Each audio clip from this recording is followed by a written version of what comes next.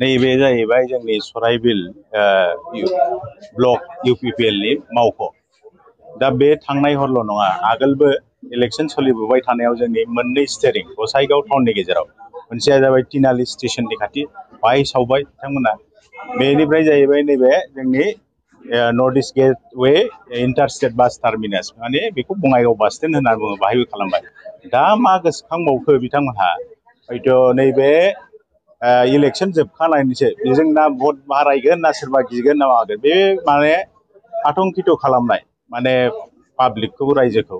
बेबादिखौ दिनैल' नङा, थांनाय 17 बोसोरनि सरकारावबो आरो 22 बोसोरावबो नै जाबावबायसो बिथांमोना नुदों जे बिथांमोनाव ओरैबायदिसो जों भट खालामदों, बिथांमोनाव जे सावनो जथेस्थ' थावानो गैबावला बायनो हानाय बादि। हयथ' बिथांमोननो 2-3 हाजार हरदोंमोन, लोङै लोङै बारा लोंफ्लांबाय, पकेटाव हयथ' 100-200ल' बासिहैबाय, पेट्रलखौ माने आधा लिटारल' जाबाय। माने बेबायदि क्राइम खालामनायावबो करापसन खालामनाय बेबायदि सर'। दा बेखौ आगोलबो खालामदों। जोंनि सुबुं सम्पदमोनखौ बिथांमोना बे 80 थाखा 100 थाखानि गुलिजों, जायनाखि हारिनि थाखाय खौथि खौथि भेलु गोनां सुबुं सम्पद नस्थ' खालामबोबाय। आरो बोरैब्ला माने समस्थियाव सासे मानसिखौ जिउ साजा होनानै बा बुनानै सारा समस्ति मोनसेखौ गिहोनाय, बेखौ मावबोबाय बिथांमोना। आरो मा खालामबावबाय, जेराव खामानि जेबो मावालासिनो बिल लानाय, बेखौ मावबाय। माने खम दामावनो माने मानसिफोरखौ सिगिनो हायो। मैयानाबो थिग बेबायदिनो आधा लिटारसो पेट्रल लुनानै बे अफिसखौ सावलांबाय। आरो बेहायथ' गिनांगौ खोथा, बाहाय अलरेडि जोंहा सानै मानसि फंबायमोनहा उन्दुनानै थादोंमोन, केयारटेकार फंबायमोनहा। बियो जुदि खामफायोमोनबा, नङा होमबा, जोंनि मानसियानो हयथ' खामफागौमोन। टारगेटआ जाबाय सम्पति नस्थ' खालामनाय, जिउखौबो मोनसे थ्रेटनिं होनाय बायदि जादों। बियो जोबोद लाजिनांथाव, आरो आं बेखौ गोख्रों रावजों सोंखारियो। आरो पुलिस बिफानखौबो जाहाथे बेहाय 24 घन्टानि गेजेराव स्ट्रिक्ट एक्सन लानानै जायनाखि बेहाय इनभल्भ, बेखौ आयेन बादि साजा होयो। आरो जोंनाव एथ' मोजां इलेक्शन जालांबाय, जोबलांबाय, बाहायबो बेबायदि खालामनो नाया लाजिथावथाव। भटआव हयथ' देरहागोन, सोरबा जेनगोन, नङा होमबा, बे थाखायो। बेफोरखौ लानानै समाजाव जे गुबुंले, गावबा गाव मोनसे डमिनेटिं दाबो बिदिखौ गाराब्ला माब्ला थिग जागोन समाजालाय? बे थिग जायाखै।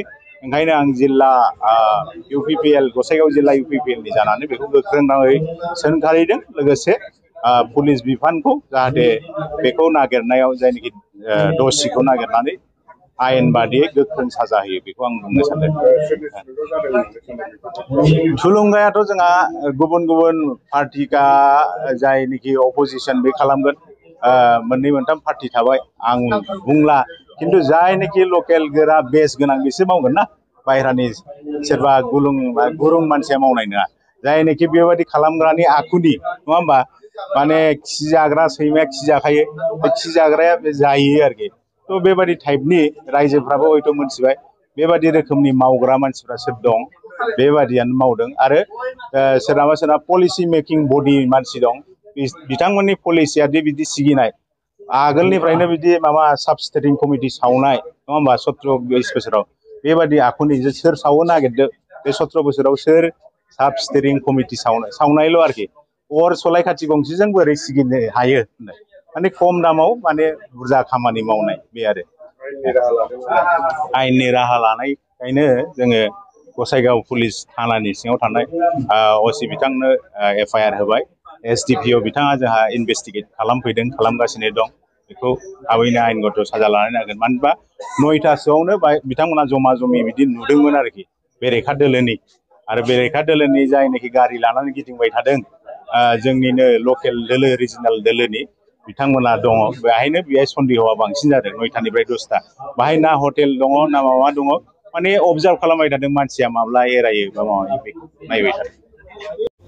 माने बावहाय जायाथ' माने जोंबो उन्दुगासिनो दंमोन, जोंथ' जेबो मोनथिया। माने बिसोर सावनो थांनाया मथा मथि 1:40 जाबायमोन खोमा। ओमफ्राय बे जानायावहाय माने अराथ' ब्लाव ब्लाव जोंबाय। ओमफ्राय जोङो खेल मोनबाय, मानो एथ' गरम जाखो, जों बेबायदि सानबाय, बेबायदि गरम जाफेरामोन खुनु दिनबो। ओमफ्राय जों सिखारना नायबा अरा ब्लाव ब्लाव जोंनानै दङ। जों हाखु-दाखु सिखारबाय, सिखारनानै हरै बाहेराजों नायलाबायबाय, मानसि रावबो गैला। बिनिफ्राय जों बिनिफ्राय पाइपखौ लाना थांनानै हाखु-दाखु मेसिन सालायनायखौ जों बन्द' खालामनानैहाय जोङो आरो दसे ओरै गिदिंलाबायनानै जों डाइरेक्ट मानसि रावबो गैलानो गिनानै जों बै पेट्रल पाम्पआवहाय खारना थांनानैहाय जिरायनानै जों मानसिफोरनो, सारमोननो फन हरलाजोब्बाय।